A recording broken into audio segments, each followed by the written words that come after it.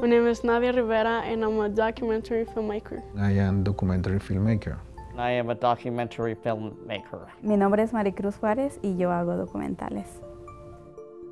I would hear these unbelievable stories about what it's like to come to this country, what it's like to not have a voice, what it's like to feel like you're left out always in conversation. And it just seemed like a logical step for me to ask them if they would be interested in making documentary films. I'm basically take people with incredible stories, show them Final Cut, show them how to run a camera and sit back and become amazed. Every Monday we get together, we eat together, we talk to each other about our documentaries, and most of our documentaries have to do with our personal lives. So we get to share a lot of our stories and we kind of become like a family. Oh, aprendes de todo. Yo cuando empecé a estas clases, yo no sabía ni cómo prender una cámara. Yo no sabía ni dónde estaba el botón, o sea, nada. Y ahora ya hice 3 documentales. Getting a powerful story across, I really like conveying powerful emotions in stories. So when I see people react emotionally to something I make, I know I've done my part. What they're trying to tell is a story about themselves. I have made something that says to the world that I'm here and I matter and I count. And once that happens, there's no turning back. The first day of class, they come in and it's Jeff and Craig, and they start talking about giving us cameras and going out and shooting a documentary. And I remember the first day I just thought, wait a minute, I'm in the wrong class. This isn't what I signed up for. I signed up for watching documentaries. I thank God that I found humanity in focus in a way, because I would have never taken a class or a course in anything like this, because I didn't feel it necessary in my life. And now, not only is it necessary, but it's my mental health. So I'm very grateful for that. I always think of documentary as a story of eyes. It's a story of people reacting to stories and it's people telling stories.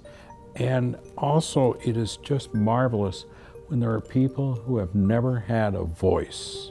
My daughter, who was on meth, if she could see herself, or if people could understand, how easy they could, how easy it was for people to get the meth or to get the paraphernalia to use it, that maybe we could make a difference to stop it. It was therapeutic for me to do it, but I thought too, if I could make this and let her see herself high, that maybe she would quit.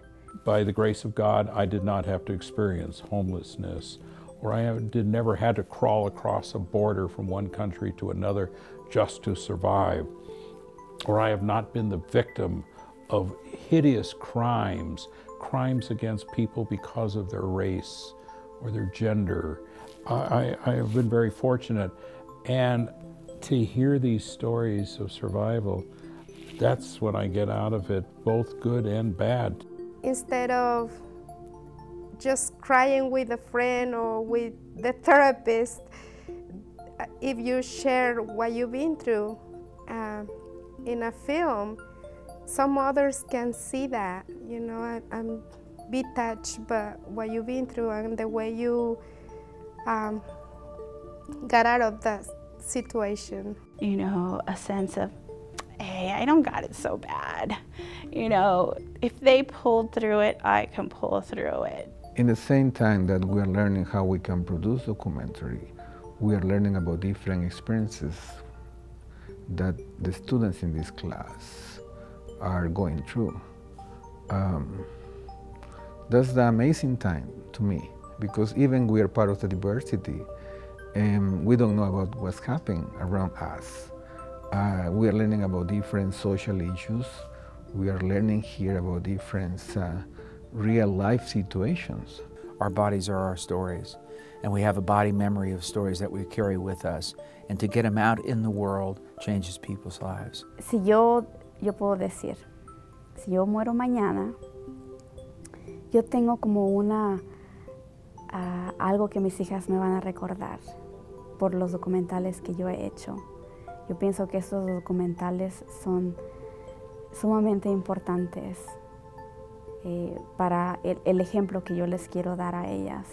What we have to contribute to our community is something positive, and that we may not realize that it's making an impact right away, but somewhere down the line, a life, a family, a community will be affected. And I think that family is where it all starts. In my little, HIF family, we're making a difference somewhere, although we may not see it right away.